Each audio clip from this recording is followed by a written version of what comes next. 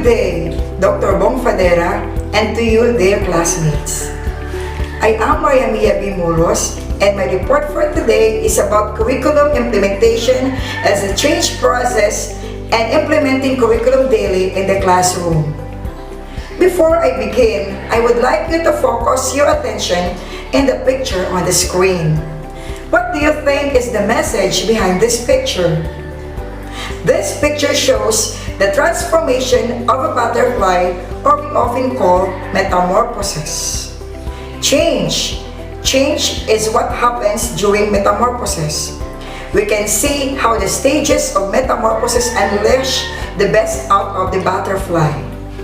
It is a tedious and long process, but in the end, it will show how beautiful the butterfly is. Why did I show you this?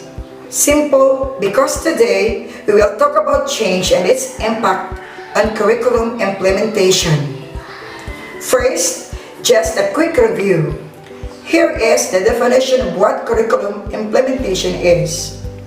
It is simply the putting into practice the written curriculum that has been designed in the syllabi, course of study, curriculum guides, and subjects. It's a process wherein the learners acquire the planned or intended knowledge, skills, and attitudes that are aimed at enabling the same learners to function effectively in the society. On the other hand, change as a concept is described as a constant law of nature. It brings improvements. Change is an ongoing process. Not all changes lead to improvement, but all improvement requires change. The ability to develop, test, and implement changes is essential for any individual, group, or organization that wants to continuously improve. It's more a process, not an event. It requires time, energy, and resources. It is achieved incrementally and entails development in feelings and skills. Process of curriculum change may be assisted by permissiveness and support in harmony with the helpful improvement in curriculum. Changing curriculum changes individuals. It must be necessary in consideration that the resources of implementation of curriculum are available or not. All of these elements shall be present in order for curriculum implementation to be considered successful. These three elements shall be present in the process of curriculum change. Developmental process, or the manner of walking through each member in every step of the change. There should be orientation, reflection, feedbacking, and continuous improvement. Furthermore, participatory is all about the engagement of other actors to change. For curriculum implementation to succeed, it should be participatory, especially because other stakeholders like peers, school leaders, parents, and curriculum specialists are necessary. And lastly, supportive curriculum implementation is required in the process of change. Material support like supplies, equipment, and conducive learning environment like classrooms and laboratories should be made available. Likewise, human support is very much needed. So what are the categories of a curriculum change? There are 5 categories of curriculum change that are currently being used. These are substitution, alteration, reconstructing, values orientation, and perturbation. We will know more of each as we go along and discuss it one by one. First, we have the substitution. This is done by replacing the current old curriculum with a new one. For example, changing an old book to an entirely new one. Like what we did recently. We can no longer use the old textbooks since we have a new curriculum, so we replaced it with an entirely new one. In alteration, instead of changing the whole curriculum, we tend to change a part of it but not its entirety. For example, in teaching science, instead of using real frogs in the dissecting, we replaced it with frog dummy. There is a change but very minimal. Moving on, restructuring is building a new structure that would mean major change or modification in the school system, degree program, or educational system. The very fitting example for this is the major change in curriculum from basic education into K-12 curriculum. It is a total restricting that makes a major difference in the curriculum. While deviations are changes that are disruptive, but teachers have to adjust to them within a fairly short time. For example, if there is a sudden emergency meeting that was called, teachers adjust their teaching time or specifically shorten their class hours in order to attend the meeting and at the same time not miss a school day. They will schedule for a makeup class to compensate with a missed session. And lastly, values orientation. This classification will respond to shift in the emphasis that the teacher provides which are not within the mission or vision of the school or vice versa. Example are teachers who focus more on extracurricular activities such as sports or dance or etc. and forgets that the number one goal is to develop a learning individual. They need a values orientation. Now, we will proceed in implementing the curriculum daily in a classroom. Now, I will walk you through the PED Order number 70, series of 2012, to give you a glimpse on how curriculum is being implemented daily. This PED Order basically mandates teachers or public elementary and secondary schools not to be required to prepare detailed lesson plans. They may adopt daily lesson logs which contain the needed information and guide from the teacher guide and teacher manual. Reference materials with page number, interventions given to the students and remarks. To indicate how many students have mastered the lesson or needing remediation. However, teachers with less than 2 years teaching experience shall be required to prepare daily lesson plans. This shall include the following. Part 1 will be the objectives. Part 2, subject matter. Part 3, procedure. Part 4, assessment. And 5, assignment. I believe we are all familiar with this, so I will not discuss this further. Now, these are the guidelines for instructional support materials in curriculum implementation. Use of direct purposeful experience through learning by doing retains almost all of the learning outcomes. 90% of learning is retained. 2. Participation in class activities, discussion, reporting, and similar activities where learners have the opportunity to say and write. So 70% of learning is remembered. 3. Passive participation as in watching a movie, viewing exhibits, watching demonstration will retain around 50% of what has been communicated.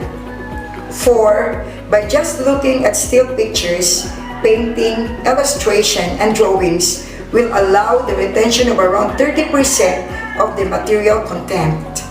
5. By hearing as in lecture, sermon, monologues, only 20% is remembered. 6. Reading will assure 10% remembered of the material. That would be all. But before I end, let me share to you this saying to ponder on and think about. It is what we know already that often prevents us from learning, by Claude Bernard. We should not be contented on what we know today.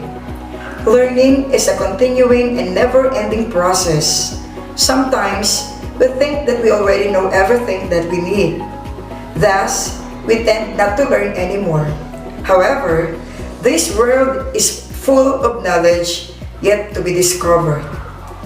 In order for us to be an effective teacher, we must become eager learners of our own. That is the end, and thank you very much. Hi, I'm Mary Magdalene Mingo Moreno, your presenter about revised Bloom's taxonomy. Let us have first a brief history of Bloom's taxonomy. Bloom's taxonomy was created by Benjamin Samuel Bloom. He was born in Lansford, Pennsylvania on February 21, 1913. He graduated as valedictorian in his class of 1931. Bloom attended Penn State University, where he earned his bachelor's and master's in psychology. He received his doctoral degree from University of Chicago. Bloom's taxonomy of objectives is to promote higher forms of thinking education, such as analyzing and evaluating rather than just remembering facts, or what we call the rote learning. It is used for everything from framing digital tasks and evaluating to writing questions and assessments.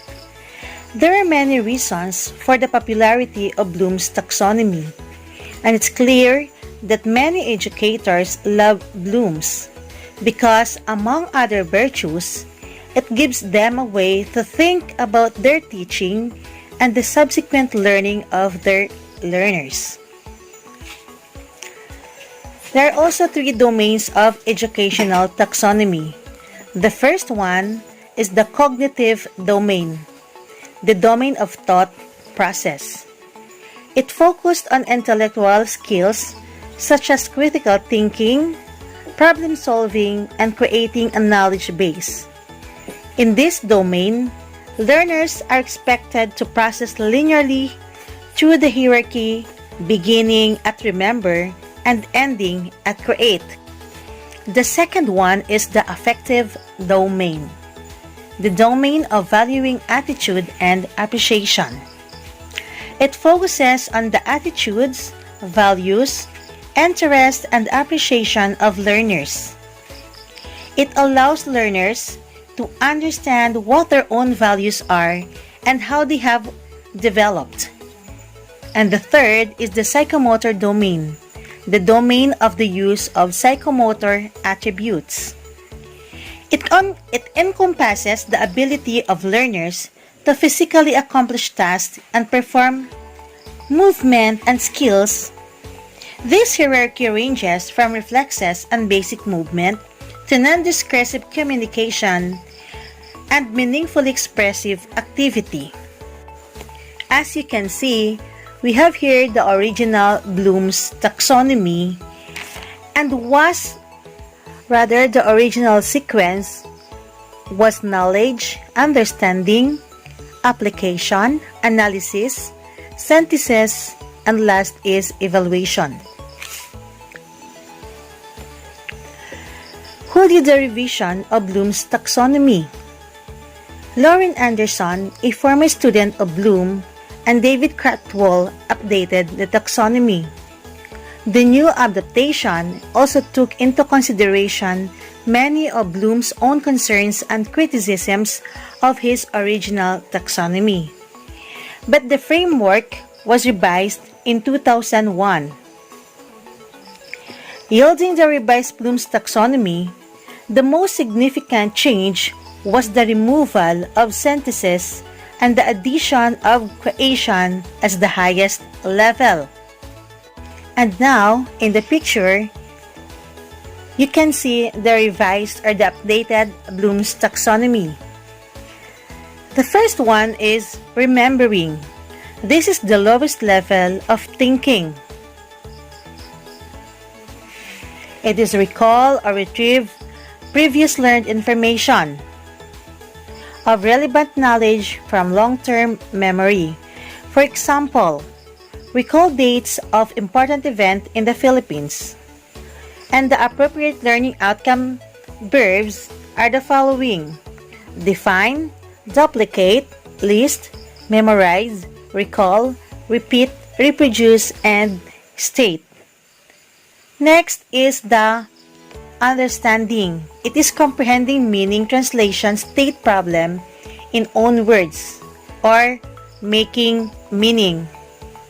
This is demonstrating comprehension through one or more forms of explanation. Work at this level is likely to acquire actions such as describe, classify, discuss, explain, identify, locate, recognize, report, select, translate, and paraphrase. For example again, classify a mental illness or compare ritual practices into different religions. The third is applying. It uses concept of new situation, applies what has been learned in new situation. It also uses information or a skill in a new situation. If learners are asked to implement or execute a task or action, they would likely be working at this level of thinking. Appropriate learning outcome verbs for this level includes compute, demonstrate, dramatize, employ, illustrate, interpret, operate, schedule, sketch, solve, use, and write. And the next one is analyzing. It separates materials or concepts into components or parts so that the organization is clear. It breaks materials into parts and determines how the parts relate to one another or to an overall structure of corpus. It can also distinguish between facts and inferences. At the analytical stage, learners are commonly asked to differentiate, organize, or attribute facts, data, or subject matter.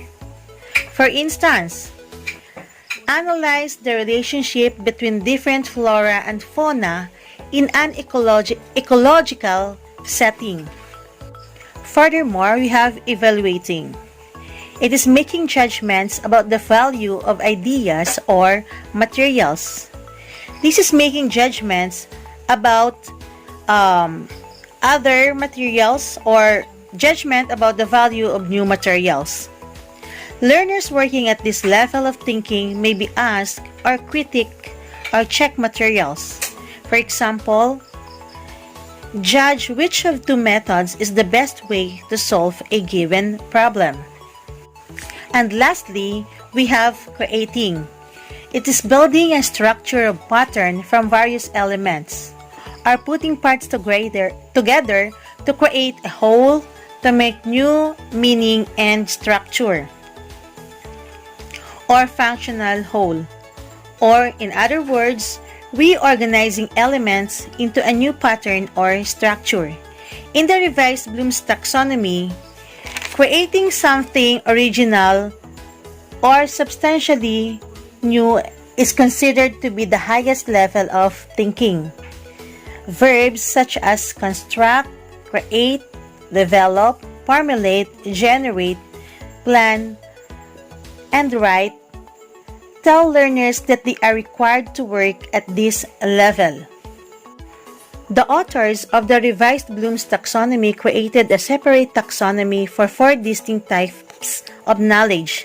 These are the factual, conceptual, procedural, and metacognitive knowledge. In factual knowledge, ideas, specific data, or information. Learners use to demonstrate knowledge of specific details, elements, or terminology. In conceptual knowledge, words or ideas known by common name, common features, multiple specific examples either be concrete or abstract. This is related to factual knowledge and can be understood as knowing the interrelationship and functions among the details and elements that make up a larger structure. Basically, conceptual knowledge is knowing that facts can be organized in meaningful ways. And in procedural knowledge, how things work, step-by-step actions, methods of inquiry. This knowledge type is critical for success in goal attainment because it puts the what into action through the how process. When you cognitively know how to do something, then you need to physically try it and pay close attention to both the process and the outcome. The last level of knowledge is the metacognitive knowledge, or the knowledge of one's own cognition, thinking about thinking. This is probably the least paid attention knowledge type. Why? Because sometimes it feels uncomfortable to reflect on what is happening inside our world. We fear what we might find. Because people are complex and groups of people only add to the dynamic of complexity within a system. As educators, we have intended learning outcomes. And that intended learning outcomes must be SMART.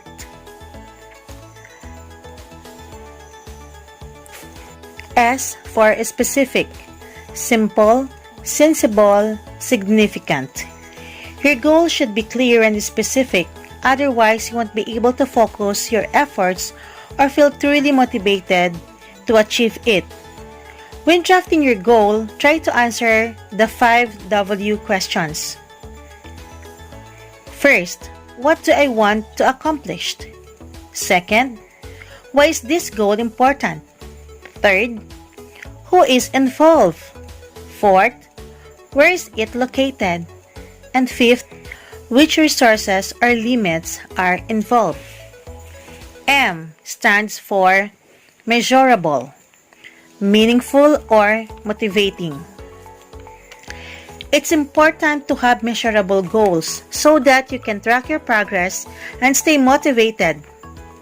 Assessing progress helps you to stay focused, meet your deadlines, and feel the excitement of getting closer to achieving your goal. A for achievable, agreed, or attainable. Your goal also needs to be realistic and attainable to be successful. In other words, it should stretch your abilities but still remain possible. And R for relevant, reasonable, realistic, results-based.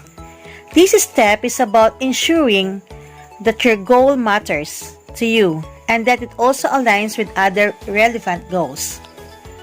And T for time-bound, time-based, and time-sensitive.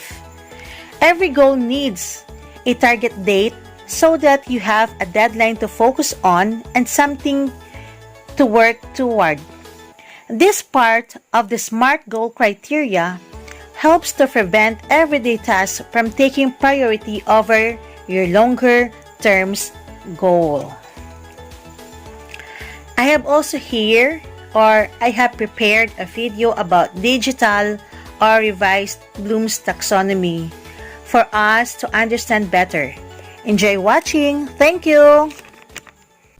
Most educators are familiar with Bloom's taxonomy, a model that classifies different levels of human cognition in thinking, learning, and understanding.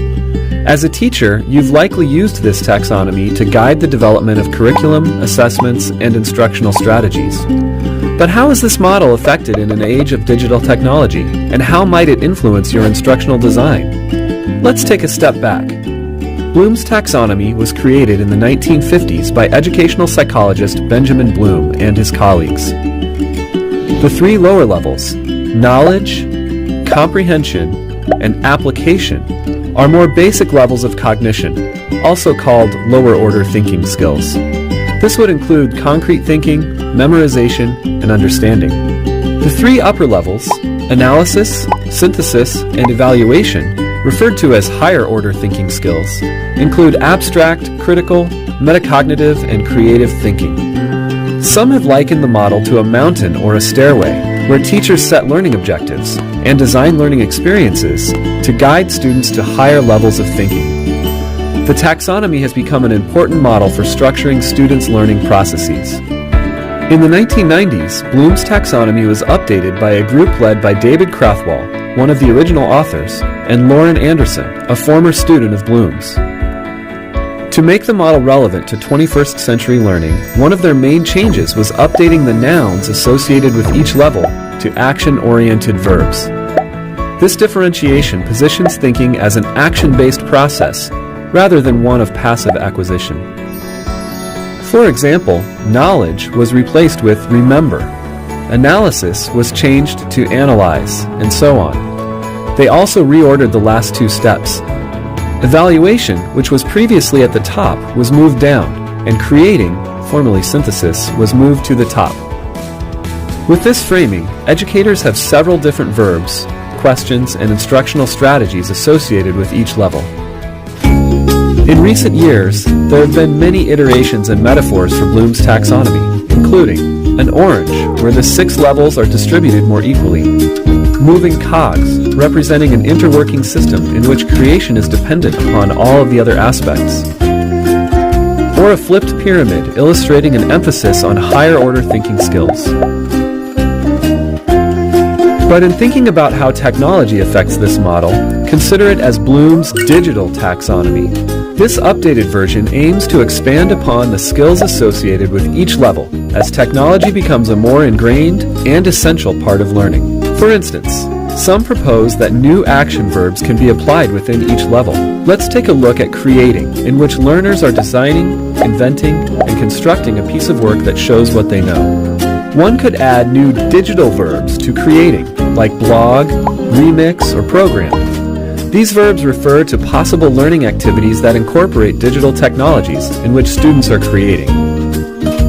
Adding digital verbs to the taxonomy also promotes 21st century skills like communication, collaboration, creativity, and critical thinking. Others have taken the 6 levels of the taxonomy and aligned them with technology tools that help foster each level.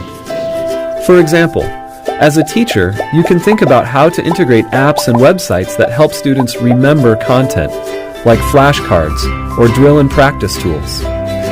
There are tools that help students analyze and make sense of content, like reading charts, graphs, or mind maps.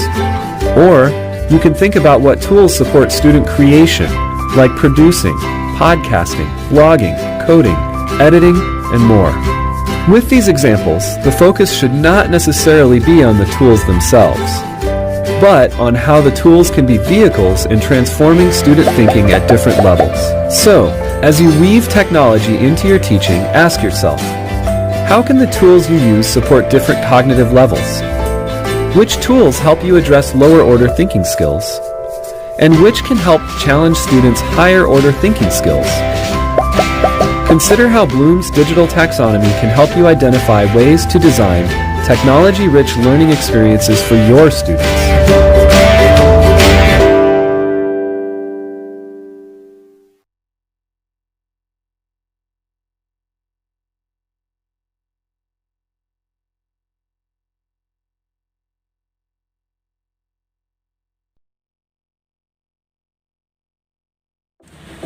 Good day everyone, I'm Sharmaine Martos and I'm the last presenter of our group. My topic is all about the different approaches and methods for the different kinds of the learners, the 3 learning styles, and Dale's Code of Learning.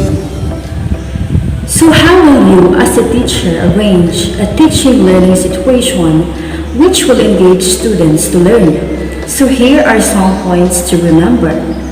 There are many ways of teaching for different kinds of learners. According to Corpus and Salandanan in 2013, they enumerated the different kinds of approaches and methods which may be useful for different kinds of the learners.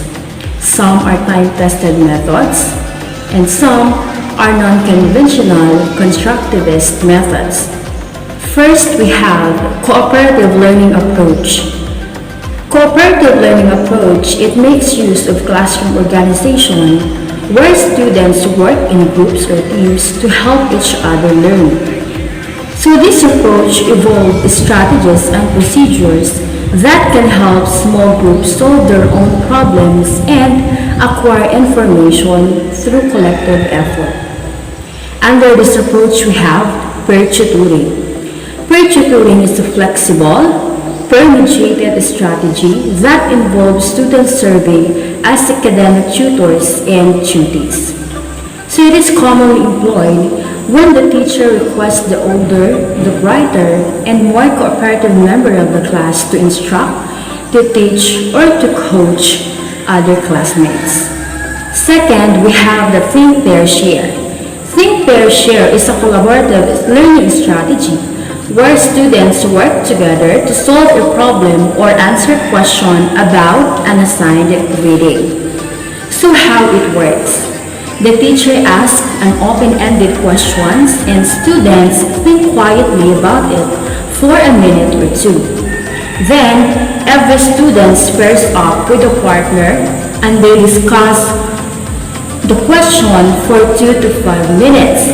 The whole class engages in a discussion where students raise their hands and share all the thoughts and ideas they've gathered. So how to use it, for example, in teaching math. Make use of a Think, Pair, Share strategy when dealing with word problems. These complex situations can sometimes be difficult for young children to grasp, and this strategy can help your students work together to find the correct answer. You are not limited to word problems either. Pairs can review the steps to finding the product or quotient in simple multiplication and division problems too. So you also have other approaches: the project method, problem-based learning, blended learning, reflective teaching, integrative learning, and outcome-based approach. The project method. Project method is a teacher-facilitated collaborative approach in which students acquire and apply knowledge and skills to define and solve realistic problems using a process of extended inquiry. For example, instead of wanting students to plant a garden as the core of the project, then deciding which learning activities or objectives fit that idea. This can be useful in making sure that in the course of completing the project, they are actually learning. That is, you can help align the work of the project with the desired learning outcomes and objectives. Next, we have the problem-based learning. It is a student-centered approach in which students learn about a subject by working in groups to solve an open-ended problem. So how it works? Problems are raised at the start of the topic before students have been taught some of the relevant knowledge. By actively engaging with the problem, students develop skills around finding information, identifying what information they still need, and the possible sources of that information. Learners are able to connect what they are learning in class to their own lives and important issues in the world. Next, we have blended learning. Blended learning is generally applied to the practice of using both online and in-person learning experiences when teaching students. Blended learning combines the traditional classroom model with other modes of learning such as online and mobile learning. So this method has a teacher on site who instructs students from a distance, usually via internet. Each student has a customized curriculum and they can get one-on-one assistance either online or by going to school and working with their teacher. For example, a student might attend class in a real-world classroom setting and then supplement the lesson plan by completing online multimedia coursework. Next, we have the reflective teaching. Reflective teaching means looking at what you do in the classroom, thinking about why you do it, and thinking about if it works. A process of self-observation and self-evaluation. By collecting information about what goes on in our classroom and by analyzing and evaluating this information, we identify and explore our own practices and underlying beliefs. So this may then lead to changes and improvements in our teaching. Reflective teaching is therefore a means of professional development which begins in our classroom. Next, we have the integrative learning. Integrative learning is an approach where the learners bring together prior knowledge and experience devices to support new knowledge and experiences. Integrating reading, writing, and oral communication in language art is a common example. Last but not the least is the outcome-based approach. Outcome-based approach used to express what knowledge students have actually acquired and what abilities they have actually developed. The emphasis is on what students can actually do at the end of the learning experiences. Example of learning outcome or outcome-based approach is at the end of the lesson, the students will be able to appreciate the benefits of learning foreign language. Next, we have the 3 learning styles. Teachers have to take into consideration that the different strategies should match with the learning styles of the students. There are many classifications of learning styles according to the different authors. The multiple intelligence theory of Howard Gardner implies several learning styles, but for our topic, we will just focus on the 3 learning styles, which are the visual, auditory, and kinesthetic. These 3 preferred styles can help teachers choose the method and the materials they will use. So the common characteristics for the visual are uses visual objects such as graphs, charts, pictures, and seeing information.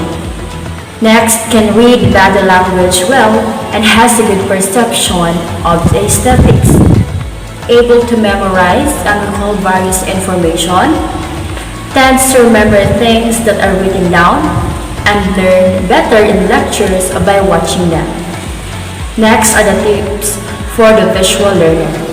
Turn notes into picture, charts, or maps. Avoid distractions like the windows, the doorways, and many more. Learn the big picture first and then focus on the details. Make mind and concept maps instead of outlines.